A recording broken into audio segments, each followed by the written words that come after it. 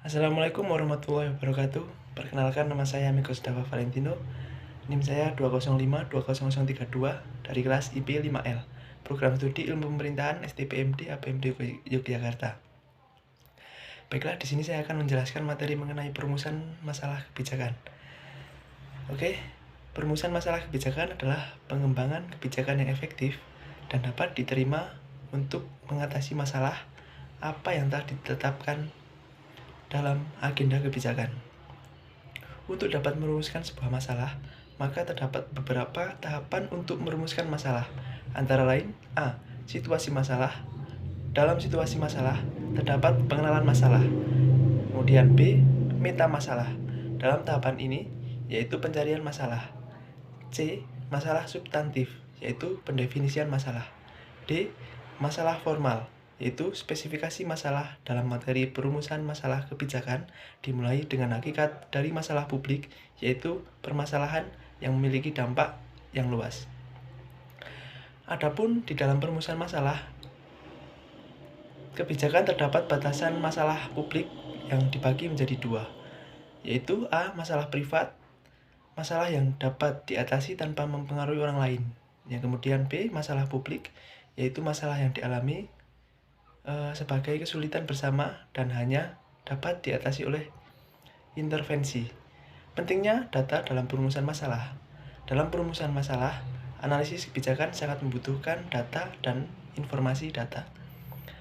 Dan data bersifat time series atau kurun waktu dan cross seksional atau antar lokasi yang berbeda. Yang pertama, data time series, yaitu membantu memahami perubahan gejala dari waktu ke waktu. Data cross-seksional memberikan gambaran tentang suatu gejala antar lokasi yang berbeda. Kemudian, dalam merumuskan masalah, terdapat beberapa metode yang digunakan. Antara lain, yaitu metode untuk mengenali, mendefinisikan, dan merumuskan masalah, sehingga masalah tersebut dapat dipahami dengan baik. Kemudian A. Analisis batas, memetakan masalah melalui snowball sampling dari stakeholder. Kemudian analisis klasifikasi, mengklasifikasikan masalah ke dalam kategori-kategori tertentu dengan tujuan untuk lebih memudahkan analisis. Selanjutnya, analisis hierarki, metode untuk menyusun masalah berdasarkan sebab yang mungkin dari situasi masalah. Kemudian brainstorming, merumuskan masalah melalui curah pendapat dari orang-orang yang mengetahui kondisi yang ada. Kemudian analisis perspektif ganda, metode untuk memperoleh pandangan yang bervariasi dari perspektif yang berbeda mengenai suatu masalah dan pemecahannya. Berikut contoh kasusnya, yaitu yang pertama, situasi masalah. Masyarakat resah dengan maraknya peredaran VCD porno. Pada tahapan pertama, situasi masalah yang ada yaitu keresahan masyarakat dikarenakan peredaran VCD porno yang sedang marak tersebar bebas di kalangan masyarakat. Meta masalahnya yaitu yang pertama, mudahnya memperoleh VCD porno.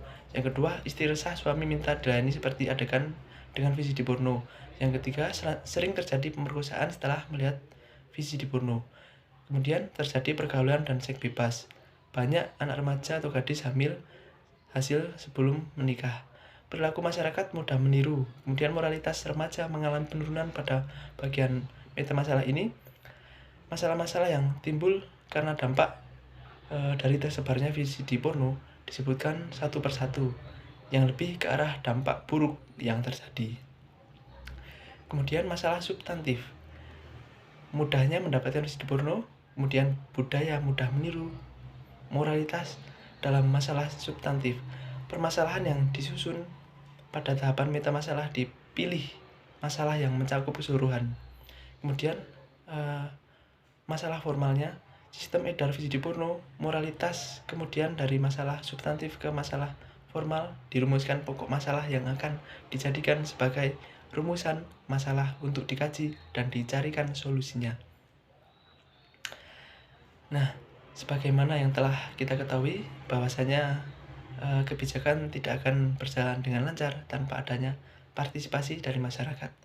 Partisipasi masyarakat adalah keniscayaan dalam kebijakan publik.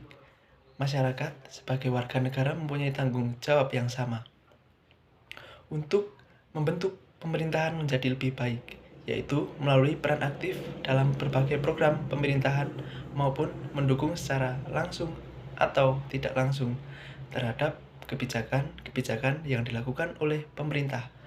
Kebijakan tidak bisa dilepaskan dari peran serta masyarakat dalam pelaksanaannya. Partisipasi masyarakat sangat menentukan sukses atau tidaknya kebijakan publik. Masyarakat tidak hanya menjadi objek kebijakan, tetapi menjadi subjek yang mempunyai peran penting dalam kebijakan. Sekian dari saya, menangkap curut di atas meja, dikejar kambing malah tertawa. Berikut presentasi dari saya, semoga bermanfaat untuk kita semua. Terima kasih.